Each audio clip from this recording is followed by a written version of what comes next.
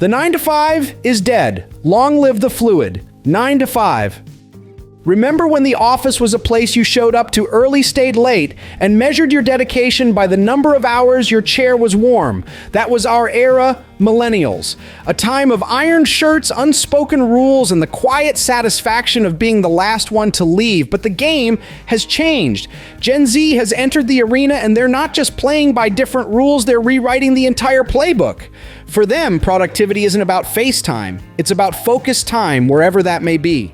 The corporate world is spinning on its axis. A 2024 Microsoft Work Trend Index report reveals that 75% of leaders see Gen Z fundamentally reshaping workplace culture, yet a staggering 60% of those same leaders feel unprepared to adapt. This isn't just a generational shift, it's a full-scale operating system upgrade. Gen Z isn't just doing work, they're redefining the very concept of it. Today, we're pulling back the curtain on 6 seismic habits Gen Z is bringing to the office, and more importantly, giving you the playbook to adapt, innovate, and build a workplace that's more productive and human for everyone. Ready to upgrade your workplace mindset? Hit that subscribe button for GenShift. You won't want to miss these survival guides.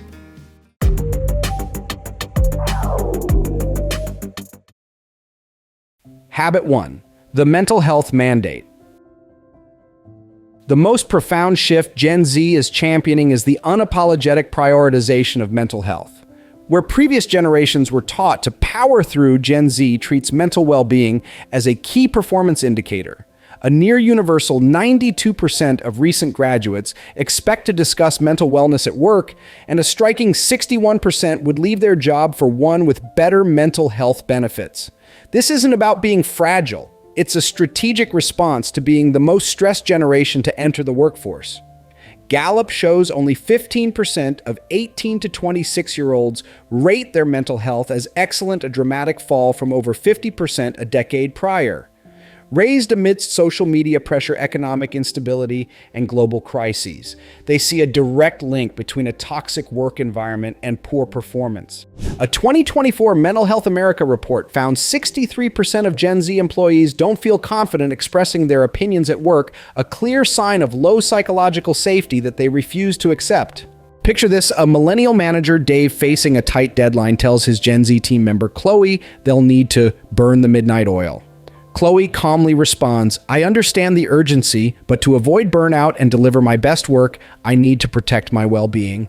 I'll log off at 6 p.m. to recharge, and will come in fresh tomorrow to tackle this effectively. Dave is left momentarily stunned, caught between admiration for her boundaries and utter confusion at the rejection of hustle culture. This isn't laziness, it's a calculated strategy for sustainable performance. The adaptation playbook, from reaction to proaction. Adapting isn't just about offering a wellness app, it's about fundamentally changing the culture. First, leadership must model healthy behavior. If the policy is no after-hours emails, executives must be the first to log off. Second, train your managers. With managers accounting for 70% of the variance in team engagement, they are the front line of cultural change. Equip them to be resource connectors who can spot distress and guide employees to help, not to act as therapists. Finally, make resources frictionless. Use QR codes, Slack nudges, and app-based tools that make help just a few taps away. Habit 2, the dress code deconstruction. Gen Z is deconstructing the corporate dress code, operating on a simple premise. Competence isn't measured in thread count. According to a 2023 Gallup poll, a mere 3% of U.S. workers now wear business professional attire, a steep drop from 7% in 2019. This isn't just about being sloppy. It's a deep-seated belief that comfort enhances productivity and that personal style is a valid form of self-expression. This trend is driven by the pandemic's normalization of comfort and a generational focus on authenticity. But it's a contradictory spectrum. On one end is comfort-driven athleisure blazers over joggers. On the other are two fascinating countertrends. The office siren look reclaims power dressing with a bold 90s-inspired edge, challenging conservative norms. In a surprising twist, the work uniform sees some Gen Zers adopting formulaic outfits influenced by figures like Steve Jobs. This isn't a lack of style. It's a strategic response to decision fatigue and economic anxiety, a way to project reliability in a volatile job market. Imagine a millennial manager, Sarah, trying to decipher the dress code. On Monday, her team member, Leo, is in a hoodie and joggers. On Tuesday, Mia arrives in a sharp office siren blazer. On Wednesday, Leo is back in a nearly identical black t-shirt and jeans combo, his self-styled work uniform. Sarah is left wondering, is our culture casual power dressing or minimalist survivalism? Do I need a dress code policy or a cultural anthropologist? This reveals that Gen Z's fashion choices are not just about personal taste, but are often a barometer of their psychological state, reflecting either a desire for authentic expression or a need for stability. The Adaptation Playbook: Crafting a Modern Dress Code. The most effective modern dress code isn't a list of forbidden items, it's a set of clear, inclusive principles. First, involve your employees in the discussion to create a policy that reflects their needs. Second, focus on principles, not prescriptions. Adopt a dress for your day philosophy. If an employee has a major client meeting, they should dress for the client. If they have a day of deep focus coding, they should dress for comfort. Finally, ensure the policy is gender neutral and inclusive, avoiding outdated norms and accommodating religious or cultural attire. Habit 3. The language of the internet. In a world dominated by Slack and Teams, Gen Z has introduced a rich visual vernacular of emojis and memes. This isn't a degradation of professional language.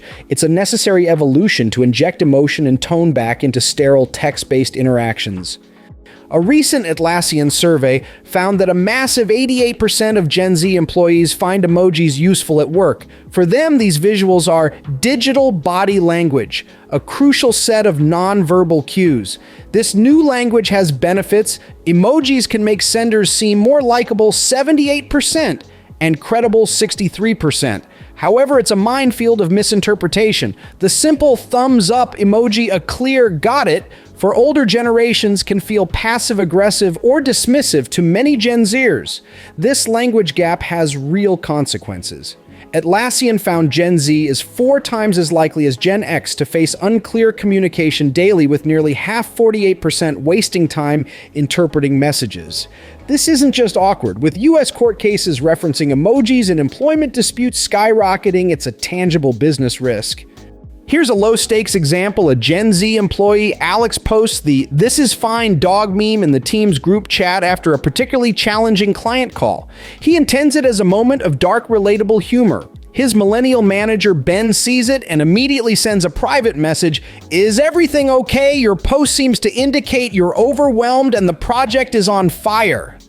Alex then has to spend 5 minutes explaining that the meme is a cultural shorthand for "wow, that was tough, but we're getting through it," not a literal cry for help. The interaction highlights the potential for a complete tonal misfire.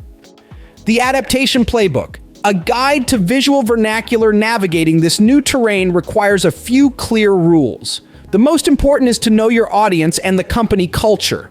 In a formal environment or with new clients, err on the side of caution. The second rule is to mirror. If your boss or a client uses emojis, it's generally safe to reciprocate in a similar style.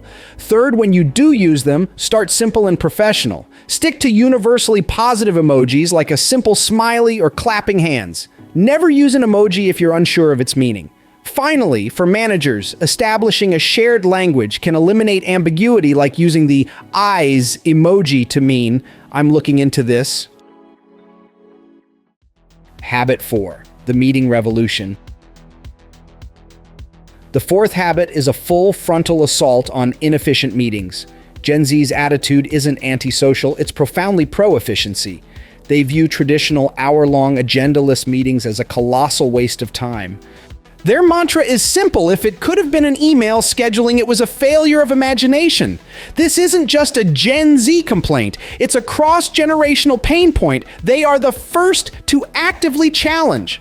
A survey by Meeting Canary found that the top annoyance for baby boomers in meetings is when they drag on too long, 84%. This preference is shaped by a digital native mindset and heightened professional anxiety. Having grown up with on-demand everything, Gen Z applies the same logic to workplace communication. Asynchronous updates should be the default, while synchronous meetings are reserved for high-value problem solving. Their anxieties are telling 33% of Gen Z workers report being scared of meetings with unfamiliar faces, and a staggering 83% report increased anxiety over being asked to speak during a meeting. This drives a desire for structured, purposeful interactions where they can prepare rather than being put on the spot. Anecdotal snapshot, the "could this be a Slack message" internal monologue. Picture Jasmine, a Gen Z analyst trapped in a 1-hour weekly team check-in. The manager spends the first 15 minutes rambling through updates that were already in an email. The next 30 minutes are a disorganized round robin with no clear goal. Jasmine's internal monologue is a rapid-fire calculation.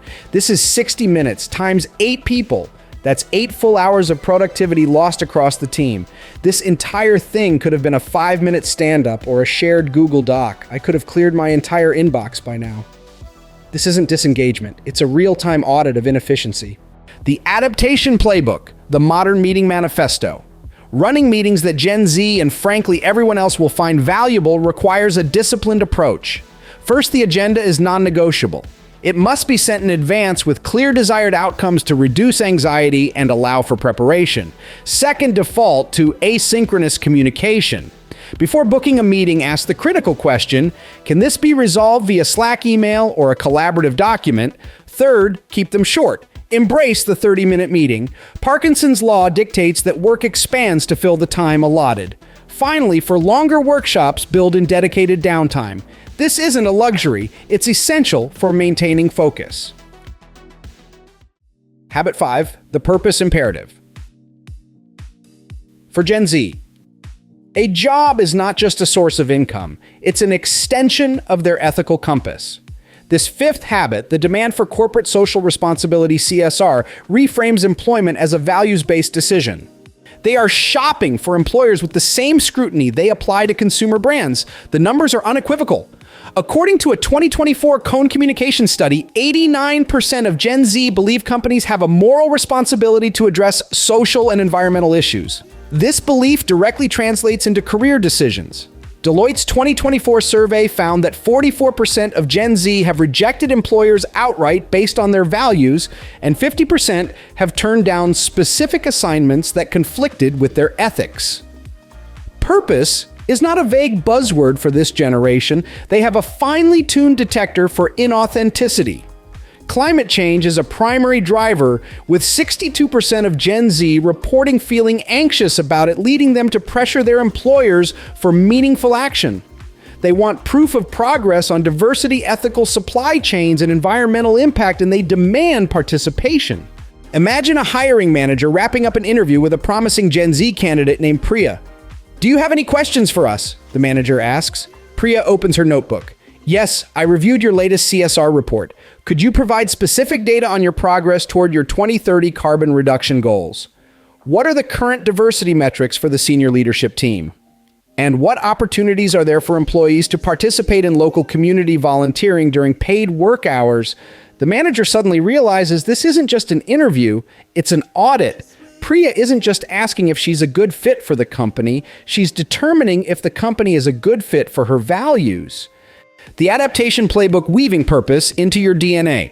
To meet this expectation, companies must move CSR from a peripheral PR function to a core business strategy. First, be radically transparent. Don't just make pledges, publish data on your progress on DEI sustainability and ethical sourcing goals. Second, empower employee involvement.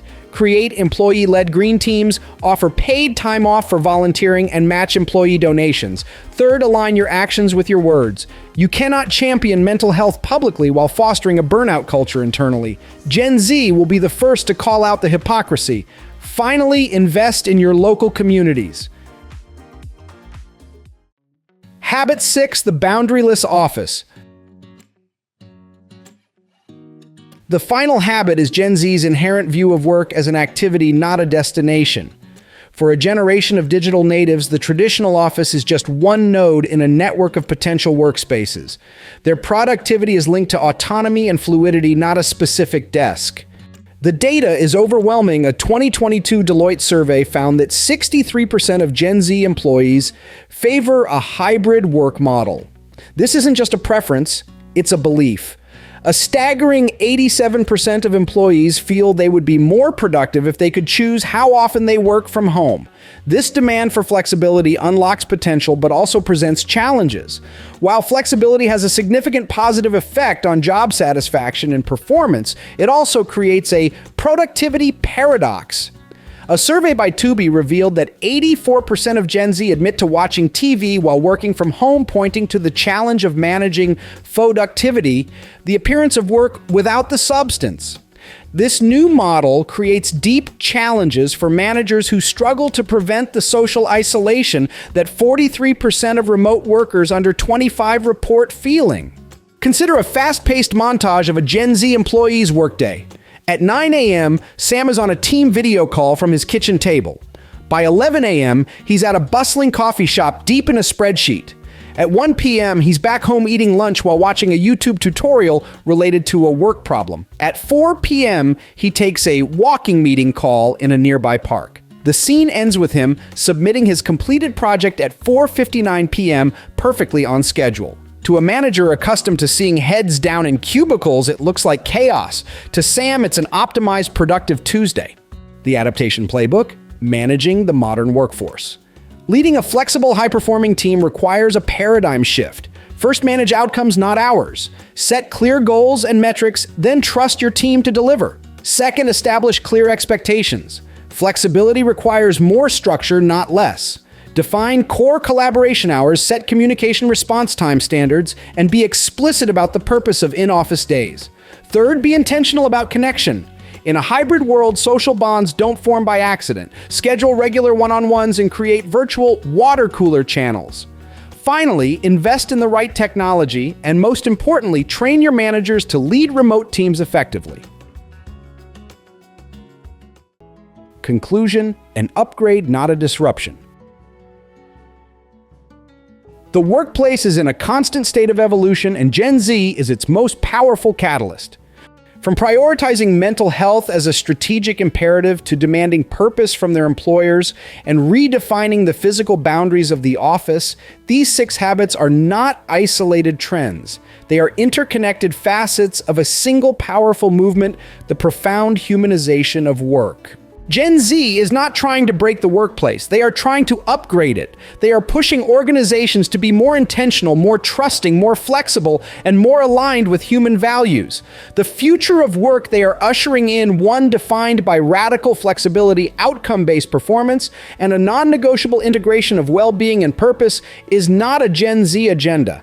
It's a smarter, more sustainable model that ultimately benefits every generation in the workforce. The companies that embrace this evolution will thrive. Those that resist will become relics. What new Gen Z habit do you see as the most positive force in your workplace? Share your thoughts in the comments below. If you're adapting to these changes, don't forget to subscribe to GenShift. Let's shape the future of work together.